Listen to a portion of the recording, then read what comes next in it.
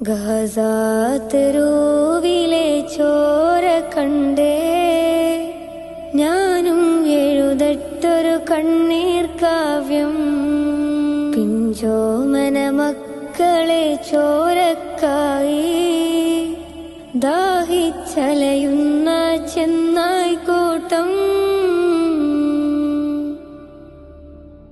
മരിച്ചത് ഞാനല്ല, നീയാണ് മുസ്ലിമേ.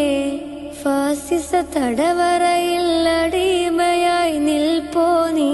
എന്ന് തീരും ഈ കണ്ണുനീരിൻ മോചനം നേടുകില്ലേ?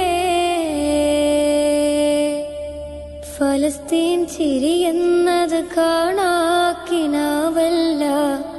അറബിപ്പൻ വിളയുന്ന കാലം വരുന്നുണ്ട്. തഖ്വ കൊണ്ട് നേടിടുവേ ഫാസിസം കരയും.